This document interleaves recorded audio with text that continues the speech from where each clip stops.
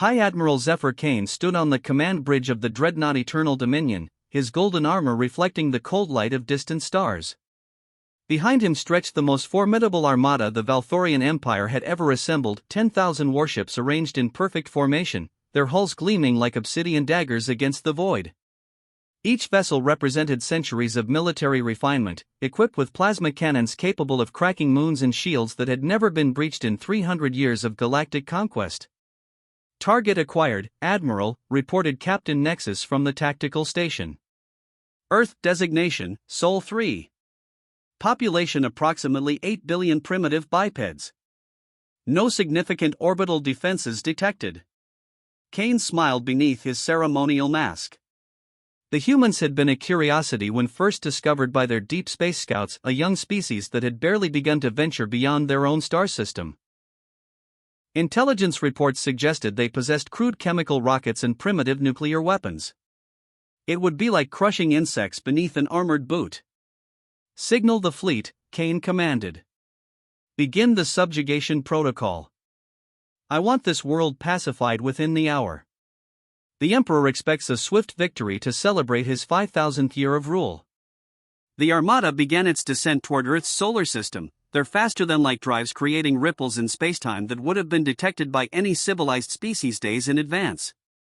But humans, according to their intelligence, had no such technology. They would die never knowing what hit them. Dr. Sarah Chen was having her morning coffee in the Deep Space Monitoring Station when the quantum resonance detectors began screaming. The facility, buried beneath CERN in Switzerland, was one of humanity's best-kept secrets, a joint project between every major space agency that had been operational for exactly this scenario. "Ma'am," her assistant Marcus called out, his voice tight with controlled panic. "We're reading massive gravitational distortions at the edge of the solar system. Whatever's coming, it's big. Really big." Sarah set down her cup and moved to the main display. The holographic representation of their solar system showed a red cloud approaching from the direction of Alpha Centauri, 10,000 distinct signatures, each one larger than anything in Earth's combined space fleet. "How long until they reach Earth?" she asked. "At current velocity, 14 minutes. Sarah nodded and reached for the red phone, a direct line to every world leader, every military commander, every secret facility that mattered. "This is CERN Deep Space. Authorization code Omega 77. Initiate protocol Lazarus immediately." Across the globe, hidden installations that officially didn't exist began to hum with power. In the Sahara Desert, what appeared to be a research station opened to reveal a massive dish array pointing skyward. Beneath the Pacific Ocean. What appeared to be a research station opened to reveal a massive dish array pointing skyward. Beneath the Pacific Ocean, structures that seismic surveys had classified as natural formations began to glow with an inner light. In Antarctica, where scientists supposedly studied ice cores, generators that had been quietly drawing power from the planet's magnetic field for decades finally revealed their true purpose. High Admiral Kane watched with satisfaction as his fleet entered Earth's outer system. The third planet hung before them like a blue-green jewel, unaware of its approaching doom. Long-range sensors detected the expected signs of primitive civilization, radio transmissions, artificial satellites, the heat signatures of large cities. "Admiral," Captain Nexus called out, a note of confusion in his voice. "I'm detecting some unusual energy readings from the planet's surface. Multiple sources, all powering up simultaneously." Kane frowned. "Clarify." "It appears to be. Well, it looks like weapons systems, sir. But that's impossible according to our intelligence reports." Before Kane could respond, space around his flagship began to shimmer. The stars themselves seemed to bend and twist, and suddenly the Eternal Dominion was not alone. Appearing around his fleet like ghosts materializing from shadow came ships that defied understanding, sleek vessels that seemed to be carved from single pieces of impossible materials, their hulls shifting and flowing like liquid mercury while maintaining perfect structural integrity. "What in the name of the void?" Kane breathed. The human fleet numbered only in the hundreds compared to his 10,000 ships, but as his sensors began analyzing them, impossible readings flooded his displays. Energy outputs that exceeded entire star systems. Weapon signatures that registered beyond his equipment's ability to measure. And most disturbing of all, technology that his most advanced scientists would have declared theoretically impossible. Admiral Rebecca Santos of the Terran Defense Force sat in the command chair of the TSS Prometheus, humanity's flagship. Around her, the bridge crew worked with quiet efficiency, their movements precise and unhurried despite the magnitude of what they faced. The ship's quantum AI, Athena, manifested as a shimmering hologram beside her chair. Analysis complete, Athena reported in her calm, synthesized voice. Enemy fleet composition, 10,000 vessels utilizing conventional plasma and kinetic weaponry, neutronium armor, and basic energy shields. Technology level approximately equivalent to our early 21st century theoretical models. Santos nodded. Time to end this. She opened a channel to the alien fleet, her transmission carried by quantum entanglement communicators that operated instantaneously across any distance. Alien vessels, this is Admiral Rebecca Santos of the Terran Defense Force. You have entered our star system with obvious hostile intent. You have one opportunity to withdraw immediately, or we will consider your presence an act of war. High Admiral Kane nearly laughed when the primitive human's transmission reached his ship. Respond with standard demand for surrender, he ordered. Tell them resistance is futile and their world will be claimed in the name of the Empire. But even as he spoke, something was wrong. His tactical officer was staring at his displays with the expression of a being who had seen the impossible. Admiral, the officer whispered. These energy readings, they're not weapons. What do you mean? They're not weapons, sir. They're restraints. The humans are holding back. Before Kane could process this information, Admiral Santos' voice filled his command bridge again. I take your silence as refusal. So be it. What happened next would be studied by military academers across the galaxy for centuries to come, though few would believe the recordings. The human ships didn't fire conventional weapons.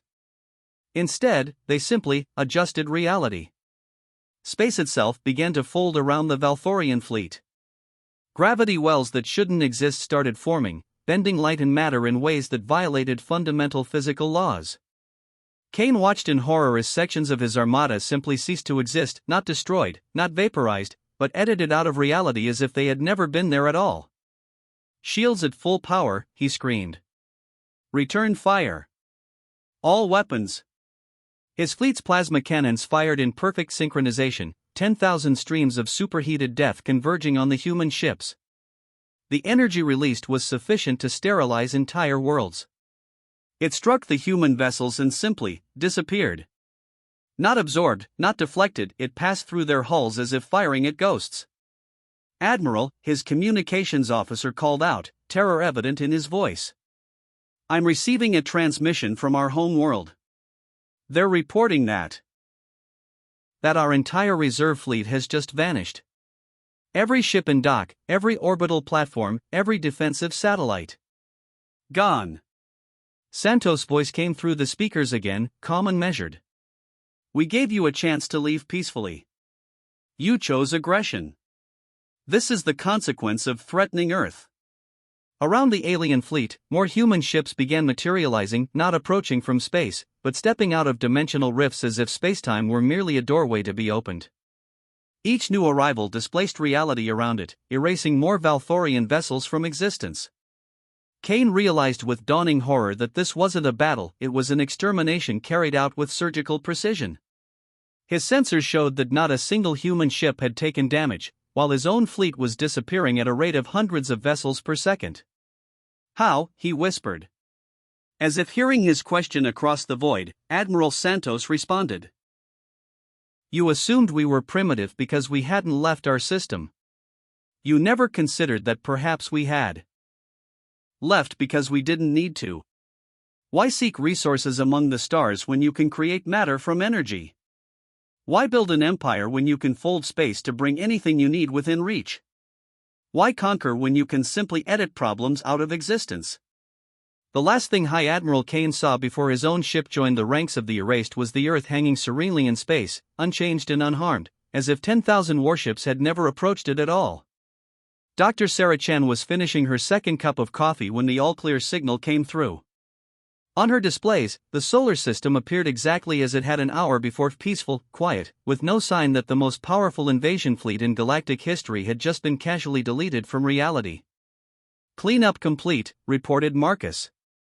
"All alien vessels accounted for and removed. No debris, no survivors, no trace evidence. It's as if they never existed."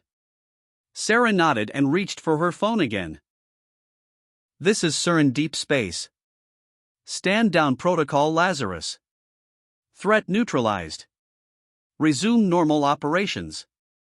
As the hidden installations around Earth powered down and faded back into apparent normalcy, she reflected on humanity's greatest secret. They had mastered reality manipulation 300 years ago, shortly after achieving faster-than-light travel. But they had chosen to stay hidden, to appear primitive, to let the galaxy assume Earth was just another backwater world populated by ignorant savages. It was, she mused, much easier that way. The universe could continue believing in its own importance while humanity quietly ensured that no genuine threat ever reached their home. And if occasionally an arrogant empire needed to be reminded that there were powers in the universe beyond their comprehension, well, that was just another day at the office. On her desk, next to the quantum communicator and the red phone, sat a simple sign: Earth Defense Force. Protecting the galaxy from itself since 2157. Outside her window, the Swiss countryside looked exactly as peaceful as it had when she'd arrived for work that morning.